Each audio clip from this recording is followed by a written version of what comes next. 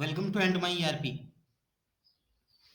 इस वीडियो में इस वीडियो का टॉपिक है कि किस तरीके से हम मोबाइल ऐप पे सर्विस टिकट मैनेज करते हैं। तो जो भी सर्विस की टिकट असाइन होती है इंजीनियर को, तो उसका क्या प्रोसेस रहता है।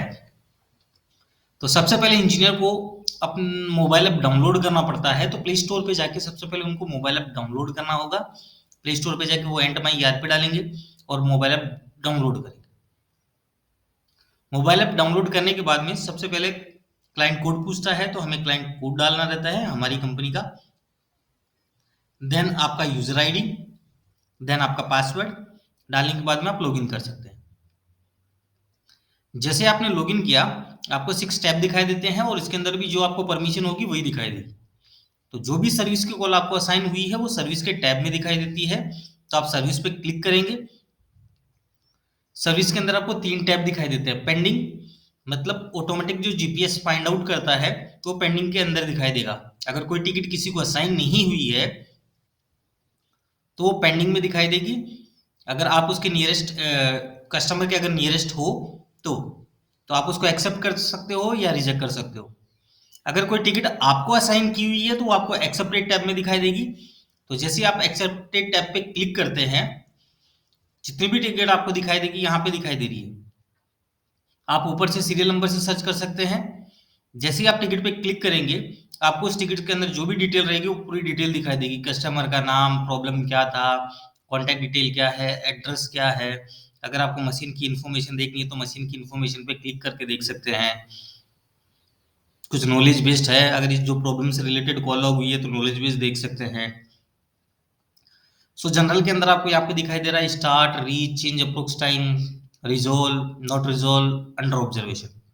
तो जो इंजीनियर होगा वो सबसे पहले स्टार्ट पे क्लिक करेगा। जब भी वो टिकट के लिए निकलेंगे स्टार्ट पे क्लिक करेंगे।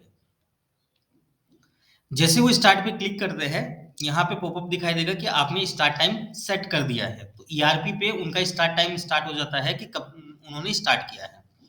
जैसे ही वो कस्टमर के यहाँ पे पहुंचते हैं, उनको वर्किंग पे क्लिक करना है।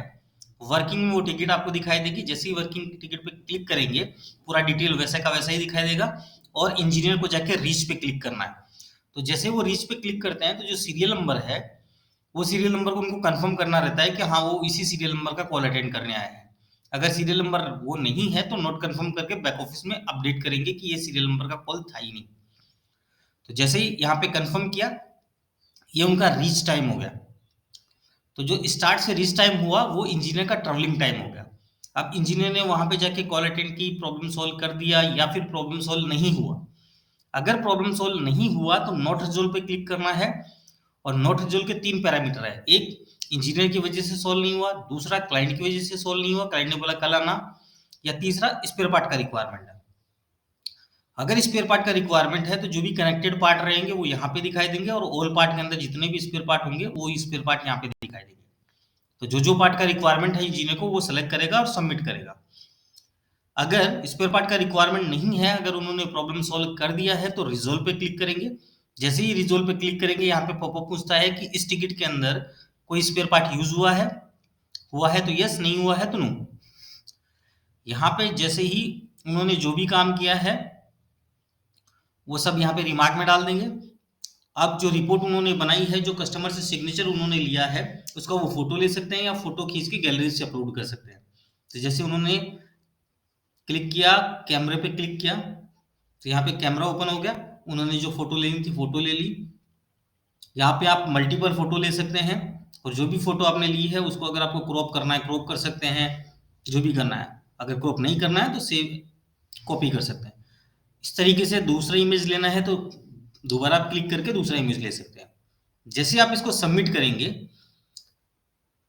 तो यहाँ पे आपको रिमार्क दिखाई दे रहा है, रिपोर्ट दिखाई दे रहा है। अगर कोई डॉक्यूमेंट होगा तो आप डॉक्यूमेंट भी अपलोड कर सकते हैं। और जैसे आपने सबमिट किया तो सिस्टम पूछेगा do you want client signature. अगर आप यस करोगे तो क्लाइंट सिग्नेचर के लिए आप दिखाई देगा, जैसे ब्लू डार्ट पे हम सिग्नेचर करते हैं उस तरीके से। और अगर नो करते हैं तो वो सीधा सबमिट हो जाएगा।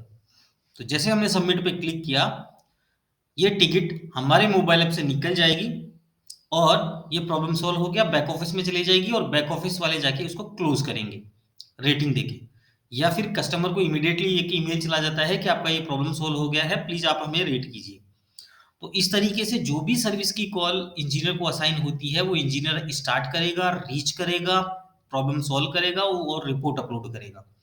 अगर प्रॉब्लम सॉल्व नहीं हुआ, स्पेयर पार्ट का रिक्वायरमेंट डालेगा, और जैसे स्पेयर पार्ट का रिक्वायरमेंट डाल के रिपोर्ट अपलोड करता है, वो उसके मोबाइल ऐप से निकल जाता है और बैक ऑफिस में आ जाता है अप्रूवल के लिए।